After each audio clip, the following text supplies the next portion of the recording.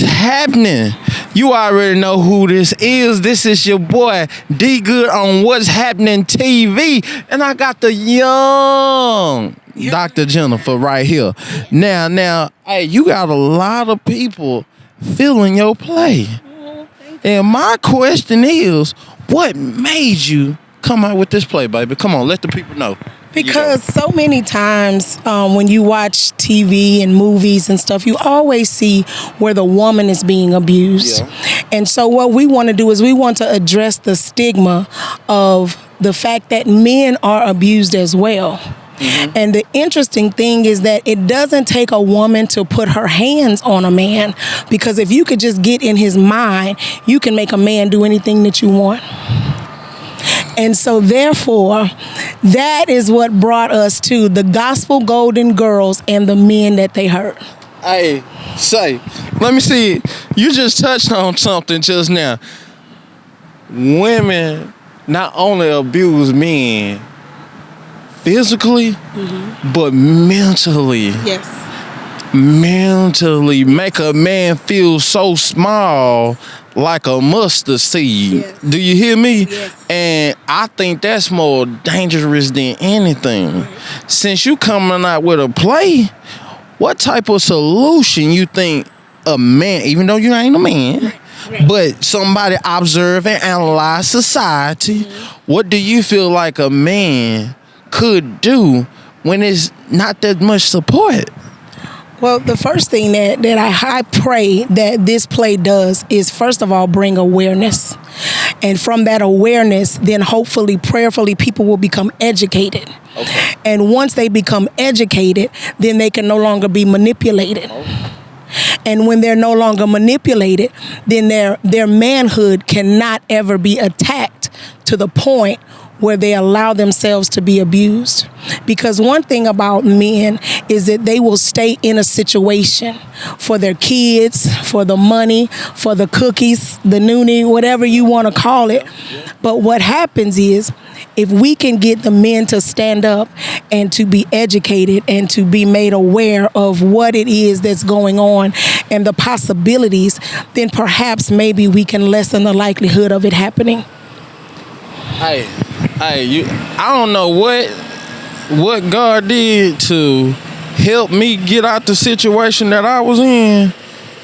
Man, that shit was detrimental to me. You know what I'm saying? Because, like, man, I love my ex-wife to the fullest. Love my kids. I love everything that I was trying to do for my family, and it did not turn out like I thought it should be. Okay. And even though I came out that situation highly successful, at times I still felt like a failure, because I thought this was something I'm supposed to cultivate, and it didn't get a chance to cultivate. And man, I for number one, I just want to say thank God for just giving me that strength, and I want to say thank God for using you to have a platform like you do tonight to express some message and content like that for young men, and men can see this as well too, because it's not that easy to pick yourself up and say, this not right, I need to leave this situation before I make my whole legacy fail because of my prideful at that moment. And I think as a man, we don't know how to really ask for help and ask for support. And I think due to the fact that I was had a relationship with God, allowed me to maneuver from that situation, because I knew where I came from. If I came from what I came from to this situation, I know, like, I know for a fact that this situation can't hold me down. But at the same time, leaving that situation, I feel like the biggest failure. And till to this day, it's still difficult, because at times I renew it. I rewind certain events. I should have did this. I should have showed my frustrations. I should have let them know, oh, I'm a man. I should have did this. It's so much stuff that I felt like I should have done. But if I should have did what I wanted to do at that time, I'd probably be in jail.